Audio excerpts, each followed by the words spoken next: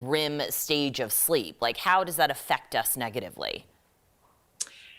Well, you know, we have to have REM. We can actually lose, people can lose their life if they don't have REM sleep. Researchers don't exactly know why, but it can help us in a lot of ways. One, it can help us be more successful because sleep in general helps our memory, and REM sleep is linked to helping us create new problem solving skills. And developing brains, especially, need this starting as a fetus. It does diminish as we age, unfortunately, but interestingly, when we're having a goal-oriented dream, our eye gaze follows the target of the goal. Now, another thing that it can potentially help us do is process information and emotions. Everyone gets REM sleep if they're sleeping, and this is what allows us to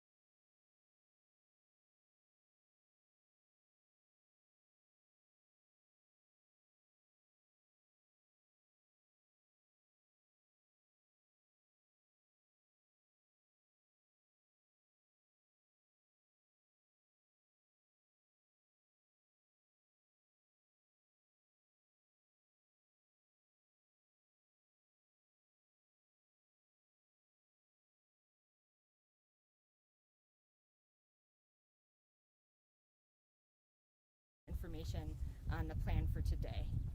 Awesome, sounds like we're good. So Monday, today is Monday. We are at 35% containment this morning, and the acreage has maintained fairly steady at 190 acres. The evacs were lifted last night. Hopefully everyone got that message that the neighborhood evacuations, people could go back into their homes yesterday evening. And then we still have El Dorado State Park is closed, so asking folks to stay out of that area for the day. And the hiking trails in the area are also closed. And regarding the hiking around this area, we know that folks in the city of Boulder really like to get outside and like to go on these hikes.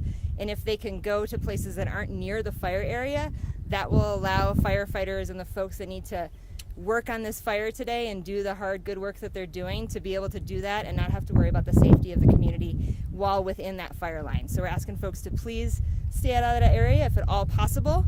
And I'm going to pass it over to Brian Oliver. He'll update some more on the fire and the plan. Yeah, good morning, everybody. Again, Brian Oliver, one of the incident commanders here with the NCAR Fire. Just a quick update. Like Mario said, we've had some really good success. The crews have made it all the way around the fire. We've stopped the forward progress, obviously, and we're really actively working to mop up and secure those fire perimeter areas. One of the struggles we have is just the steep terrain on the west edge of the fire. Just kind of rough country, hard to get engines and hose into there, so we're really doing some real hard labor in there to secure that up. But we're going to continue that work today. We should be looking at increasing that containment number rapidly as things progress through the day. The concern we really have is today's weather. As you can hear, the wind's already picking up a little bit. Typically before those weather fronts come in, we see the wind beforehand. So what we're trying to do is make sure everything's secure and buttoned up so we can face this little wind event this afternoon before hopefully some moisture comes in tomorrow is really the key. Again, really successful firefight, and I attribute that to a lot of work and coordination. There's been great training with us and our partners, mitigation work that's been done in the area. So, it's really been a huge community effort and a big community win that we've had no injuries and no structures lost or damaged in this incident. Brian, just before we go on, into position. Yes, we're up there for the light. Okay. There you go. That's really all I have is for an update. Does anybody have any questions? What are your biggest concerns with this fire season coming up? Always. Just anytime, there's no longer a fire season is really the concern. Fires here, fire season's year round now. There's really no season. If there's not active precipitation or snow on the ground, as you can see, it's March. This isn't fire season per se, and we just had a 200-acre fire. So really the concern is anytime there's not snow, it's fire. We've been seeing, some flames in the trees throughout the morning when it was dark out still. How long do you guys anticipate that to happen? So those heavy fuels back there they'll burn for weeks. There's so much organic material, heavy woody down, dead trees and things that just years and years of the forest doing what the forest does, right?